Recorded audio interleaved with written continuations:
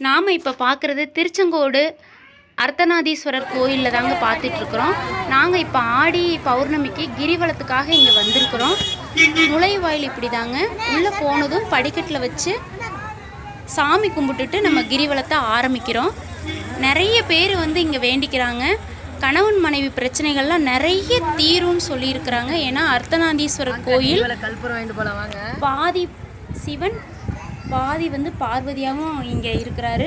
ரொம்ப அந்த பிரச்சனைக்கெல்லாம் தீர்வு கிடைக்கும்னு இங்கே சொல்கிறாங்க. கண்டிப்பாக நீங்களும் டைம் இருக்கிறப்ப இந்த கோயிலுக்கு வாங்க. ஏற்கனவே நீங்கள் கோயிலுக்கு வந்திருந்தாலும் கீழே கமெண்டில் சொல்லுங்கள். இனிமேல் வரணுங்கிறதுக்கு கண்டிப்பாக டைம் ஒதுக்கி கண்டிப்பாக வாங்க. கோயிலில் அவ்வளோ பேர் பௌர்ணமிக்கு வேண்டிக்கிட்டு இருக்கிறாங்க. இங்கே கொடுக்குற மஞ்சள் குங்குமம் நவதானியம் ஃபஸ்ட்டு குங்குமம் கீழே தடவுறாங்க, அப்புறம் மஞ்சளை தடவுறாங்க. மேலே வந்து நவதானியத்தை போட்டு விளக்கு வச்சு பூவை சுற்றி வச்சு தீபம் போட்டு வேண்டுறாங்க. அவ்வளோ பேர் வேண்டிக்கிட்டு இருக்கிறாங்க. உள்ளே போனோம்னா இடமே கிடையாதுங்க. எங்கே பார்த்தாலும் உட்காந்து சாமி கும்பிட்றதுக்கு வேண்டிக்கிட்டு இருக்கிறாங்க. படிகள் வந்து இது ஏறி போடுற படிக்கட்டு. நம்ம படி வழியாகவும் கோயிலுக்கு போகலாம். ஏன்னா பௌர்ணமிங்கனால படி வழியாக போக முடியாதுன்னு சொன்னாங்க. அவ்வளோ கேப்பே இல்லாத அளவுக்கு எல்லாம் விளக்கு போட்டுட்ருப்பாங்க படியில். நம்ம கிரிவலத்துக்கு ஆரம்பிக்கும் போது இப்படி தாங்க. இங்கே வந்து இது வாங்கி இந்த நவதானியத்தை வச்சு சாமி கும்பிட்டு விளக்கு போட்டு ஒரு 5 நிமிஷம் உட்காந்து வேண்டிட்டு நம்ம கிரிவலத்தை ஆரம்பிக்கணும். நாங்களும் அதாங்க செய்கிறோம். சாமி கும்பிட்டு நாங்கள் ஆரம்பிச்சிட்டோம். எவ்வளோ பேர் பாருங்கள் எப்படி வேண்டிக்கிட்டு இருக்கிறாங்கன்ட்டு. கண்டிப்பாக நீங்கள் வாங்க. ஏன் இதை மறுபடியும் சொல்கிறேன்னா, கணவன் மனைவி பிரச்சனைகள், திருமண தடைகள் எத்தனையோ தீரும். அர்த்தநாதீஸ்வரர் வந்து அவ்வளோ செல்வ செழிப்பாக கொடுப்பாருன்னு எவ்வளவோ பேர் சொல்லியிருக்கிறாங்க. கண்டிப்பாக நீங்கள் வாங்க. இப்போ வந்து கிரிவலத்துக்கு நம்ம கிளம்பிட்டோம்.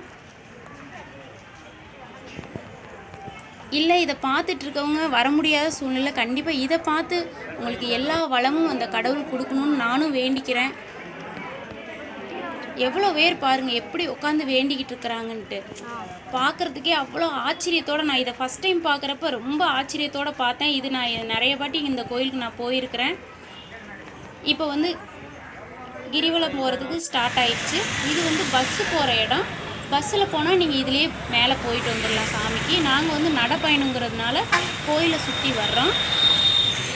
கோயிலை சுற்றி ஒரு 7 கிலோமீட்டர் வந்து நடந்து சாமிக்கிட்ட வந்து அடைஞ்சோம். 3 மணி நேரம் நாங்கள் சுற்றினோம். போகிற வழியெல்லாம் தண்ணி சாப்பாடெல்லாம் கொடுத்தாங்க.